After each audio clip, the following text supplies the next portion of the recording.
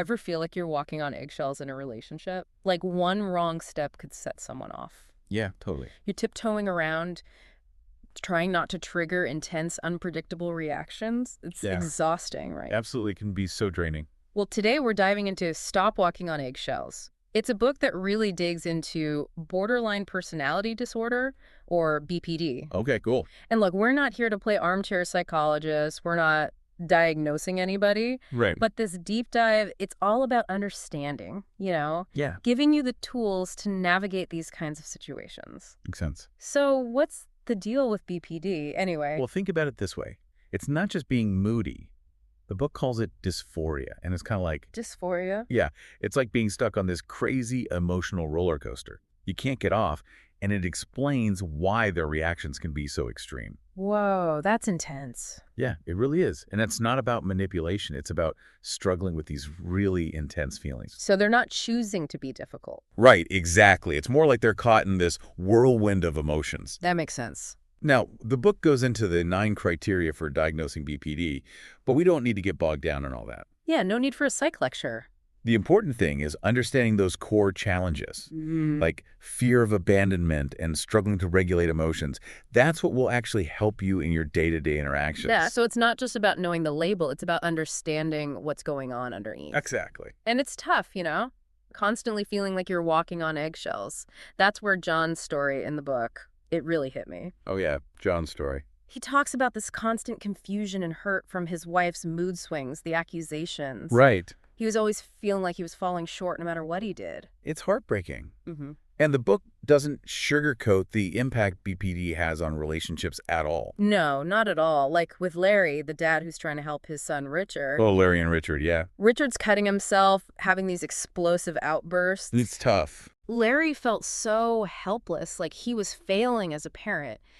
It's a reminder that this affects people of all ages, entire family. For sure. It touches everyone in their orbit. And it's so easy to fall into that trap of thinking we need to fix them, Oh, like it's our responsibility to somehow make them better. Totally. But that's where I think this book offers a really crucial shift. What do you mean? It's not about changing the person with BPD. It's about changing how you interact with them and manage your own life in that relationship. That's huge. And that's what Stop Walking on Eggshells is all about, empowering you. Love that.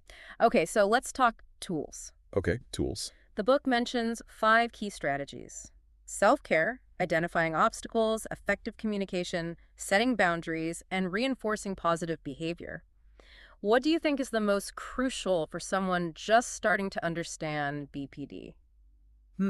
That's a good question. They're all important, but I'd say self-care is the foundation. Self-care, isn't that a little, selfish when you're dealing with someone else's struggles? That's a common thought. But actually, when you're always putting their needs first, you burn out. True, you can't pour from an empty cup. Exactly. And this isn't about bubble baths and spa days. So no mani-pedis. Nope. It's about building a support system for yourself, learning to detach with love, putting your own well-being first, even in the chaos. So stepping back, regaining control over your own life. Yeah, exactly. And from there, you can start implementing the other strategies like effective communication. The book talks about this method called DEAR. Describe, express, assert, reinforce. Dear, okay. It's a way to express your needs calmly and assertively, even in a charged situation. Sounds useful. Can you give us an example? Let's say your partner with BPD is accusing you of not caring because you came home late. Sure. So using DEAR, you'd start by describing the situation calmly. I understand you're upset that I got home late tonight. You're not blaming, just stating facts. Okay, stating the facts. What's next? Express how you feel, using I statements. I feel bad that I didn't call. I got caught up in a meeting and lost track of time. This helps them understand your side without feeling attacked. Right, taking responsibility without getting defensive. Exactly. Then assert your needs directly. In the future, I'll communicate better if I'm going to be late. It's important that you feel respected.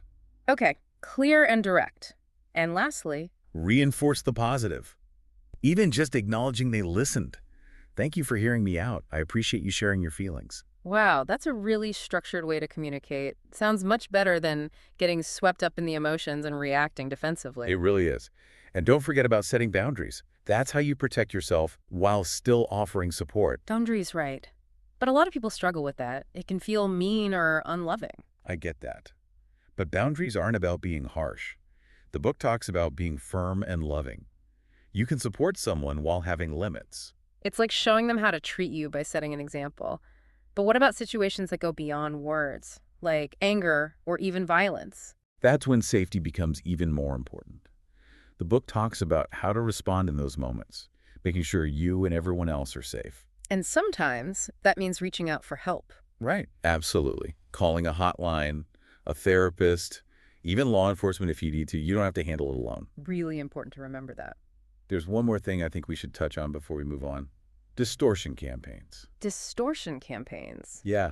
That sounds intense. What are those? It's when the person with BPD might, twist reality, spreading rumors, making false accusations, things like that. It's like they're trying to rewrite your life to fit their narrative. Whoa, that sounds manipulative. Are they doing it on purpose? It's not always about being malicious. Okay. Remember, BPD often comes with a fragile sense of self, a fear of abandonment, blaming others for their feelings. Right. These campaigns, they often come from that place of deep fear and insecurity. So it's more about them trying to protect themselves, even if it means distorting reality. Exactly. And understanding that can be helpful, even if it doesn't excuse the behavior. It helps you see it through a different lens. So what can you do if you're on the receiving end of a distortion campaign? Well, that's something we'll delve into in the next part of our deep dive. Back again for more of our deep dive into Stop Walking on Eggshells. We're really getting into the thick of it with borderline personality disorder, or BPD, and its impact on relationships. Last time we left off talking about those, what were they called? Distortion campaign. Yes, distortion campaigns. The book has some interesting advice on how to handle those. Right. It's all about not playing their game. Okay, not playing their game. Don't get sucked into the drama, and don't even try to argue or defend yourself against those accusations. It's not worth it. Easier said than done, though, right? I mean, when someone's spreading rumors about you, twisting the truth, it's natural to want to set the record straight. Oh, I know, it's tough. But remember, they're often operating from a completely different reality, a distorted one. Yeah, okay. Engaging on their terms will just make things worse. It's like, imagine trying to reason with someone who's having a hallucination. Right, that's not going to get you anywhere. Exactly. So what do you do then? How do you deal with someone who's so determined to paint you in a negative light, even if it's not true? The book talks about setting boundaries, documenting everything, and getting support from people you trust. Friends, family, a therapist, anyone who can be there for you. It's about protecting yourself, not trying to control them. Okay, that makes sense. Focus on what you can control. But what if it goes beyond rumors? What if it's harassment or slander, something really serious? Then the book suggests looking into legal action.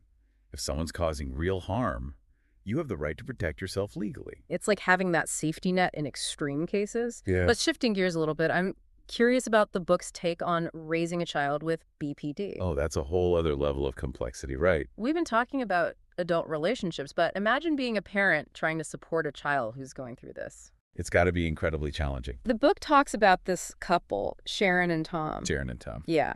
Their daughter, Amy, was diagnosed with BPD as a teenager. They talk about living in constant fear, waiting for the next outburst, feeling helpless. I can't even imagine. Did they find a way to cope? They did. Sharon actually started an online support group called Nut Tease. No.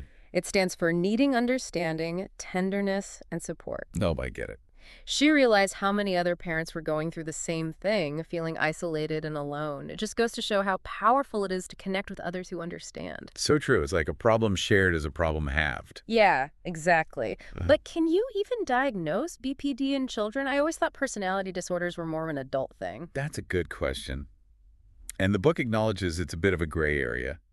Some clinicians believe personalities are still developing in childhood, so a diagnosis might not be accurate. So what does the book say? Well, it acknowledges the debate, but it also points to the DSM guidelines, which say it's possible to diagnose BPD in children if the symptoms are consistent, Okay, if they last for a while. Yeah, like over a year. And they can't just be typical kid stuff. Right, because kids go through so many phases. It's got to be more than that. Exactly. But how would parents even know? What signs should they look for?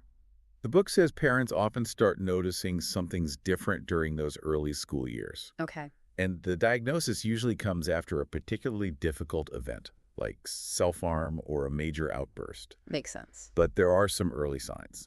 Things like extreme sensitivity to criticism, trouble regulating emotions, intense fear of being separated from parents. That sounds really tough for both the child and the parents. Oh, absolutely. The book really stresses early intervention. The sooner a child gets help, the better the chances of learning those coping skills and managing their symptoms. So what does that help look like? Is it mostly therapy? Therapy is definitely key. The book talks about different types of therapy, but dialectical behavior therapy, or DBT, is often recommended. DBT, okay. Yeah. It focuses on teaching skills for managing emotions, tolerating distress, building better relationships. It gives them concrete tools to use. Sounds like a good approach. We've talked a lot about therapy for children, but what about getting an adult with BPD into treatment? We've said you can't force someone to change, but how do you encourage them to seek help? That's tricky. The book says pushing someone into therapy usually doesn't work. Yeah, that makes sense. People with BPD are more likely to engage when they're ready, when they see that their behavior is causing problems. It's about meeting them where they are. Yeah. But how do you do that when you're so worried about them and how their actions are affecting others? The book suggests focusing on empathy and validation, not judgment. You might say, "Hey, I've noticed you've been struggling lately, and I'm worried about you. I'm here if you want to talk or think about getting some support." So it's about offering support without enabling? Right. And remembering that you can't force them to change, but you can control how you respond to their behavior. You can set those boundaries, protect yourself, and get support for yourself too. That's important. It's so easy to get caught up in trying to fix everything for them, I know. but ultimately they have to make their own choices. They do. And that can be hard to watch. But the book encourages us to shift our focus. Okay, shift our focus. We can't control the person with BPD, but we can control ourselves. I like that, taking back some control. But what about those really intense situations when things escalate and become dangerous? Does the book address that? Absolutely. There's a whole chapter on managing those moments, how to respond to rages, violence, and how to prioritize safety. It's crucial. Because those situations are terrifying, like being in a storm with no idea what to do. Exactly. And the book reminds us that we don't have to go through it alone. There are resources, hotlines, support groups, emergency services. Knowing when to reach out is so important. Like having a life raft when the waves are crashing down. We've talked a lot about parents and partners, but what about siblings? How does BPD affect them? That's a great point. The book acknowledges that BPD affects the whole family system. Kids growing up with a sibling who has BPD, they might experience neglect, boundary violations, a sense of chaos at home. Like the whole family's walking on eggshells. It can be very disruptive. The book talks about communicating openly with siblings, validating their feelings, giving them safe spaces to express themselves. It sounds like the key is that everyone in the family needs support. Parents, partners, siblings, they all need to understand BPD, set healthy boundaries, and take care of themselves. Before we wrap up this part of the deep dive, I want to touch on something we mentioned earlier, self-care. Oh, yes. Self-care is essential for everyone involved, not just the person with BPD. I think it's something people struggle with, especially when they're dealing with someone else's problems. It can feel selfish to prioritize their own needs. And that's why it's so important to reframe what self-care really is. It's not selfish, it's essential. It's not about fancy spa days. It's about making choices that nourish us physically, emotionally, mentally. Okay, so it's not just pampering yourself. Right. It's setting boundaries, saying no when you need to, taking care of yourself even when it's hard. It's about building a strong foundation so you can show up for yourself and others. Exactly. When we prioritize our own well-being, we're better equipped to handle everything life throws at us, including the challenges of BPD. This has been such an insightful conversation. I bet our listeners are getting a lot out of this. We've covered so much ground. Yeah, we really have. From understanding DPD to practical strategies, even in those really tough moments. And in our final segment, we'll tie it all together and offer some takeaways for our listeners. Looking forward to it. Welcome back. We're wrapping up our deep dive into Stop Walking on Eggshells. I don't know about you, but my head's spinning a little bit with all this information about BPD. Yeah, it's a lot to take in. It's complex, no doubt. Yeah. But even understanding a little bit can make a difference. Absolutely. That's what we've been trying to do here, give you some practical tools to navigate these relationships. Right. And one thing that really stood out to me in the book was that shift in focus. Moving away from trying to fix the person with BPD and toward empowering yourself. Yeah, I think we all fall into that trap thinking we have to change them, make them better, like it's our responsibility. It's natural to want to help people we care about. But with BPD, that approach can actually make things worse. The book really emphasizes that real change has to start with us. How we respond, how we set boundaries, how we take care of ourselves. That's a tough one, though, especially when you're feeling hurt and frustrated. But it is empowering in a way, right? Like taking back some control in a situation that can feel so chaotic. Exactly. You can't control someone else's disorder, but you can control your own actions. That's where change really begins. The book shares some pretty amazing stories, too. People who've built strong, fulfilling relationships with loved ones who have BPD. It gives you hope that even though it's tough, it's not impossible. It's not. And it's important to remember that people with BPD can change. Yeah. It might take time, patience, maybe professional help, but it is possible. One of the biggest takeaways for me was understanding the reasons behind the behaviors. I mean, not excusing them, but understanding where they come from. Yeah, it's like seeing beneath the surface, those intense reactions, the outbursts, the distortion campaigns. Right. They often come from a place of pain and fear. And when you can see it that way, it's a little easier to respond with empathy, even when you're frustrated. It is. It helps you remember that we're dealing with a whole person, not just a disorder. Exactly. And we've talked about those 5 tools the book provides: self-care, identifying obstacles, communicating effectively, setting boundaries, reinforcing positive behavior. Those are some solid strategies. Yeah, they really are. And again, it's not about trying to control the person with BPD. It's about taking care of your side of the street, learning a new way to interact. It's like learning a new dance, right? Finding a rhythm that works for both of you. I like that. A dance. One that respects everyone's needs and boundaries. And sometimes, even just shifting our perspective like that can make a huge difference. It helps us set healthier boundaries, communicate better, prioritize ourselves. It's empowering. It really is.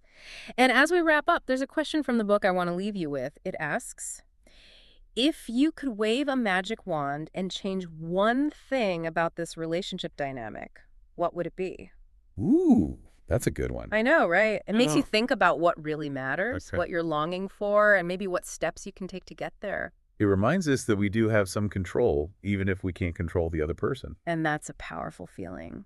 Well, it's been great exploring this with you. To our listeners, we hope this deep dive into Stop Walking on Eggshells has given you some valuable insights and tools, and hopefully a renewed sense of hope. Don't forget, you're not alone in this. There are support groups, therapists who specialize in BPD. Reach out, connect with others, keep learning. And remember the power of self-care, boundaries, and compassionate communication. Those things can make all the difference. Thanks for joining us. Until next time, take care.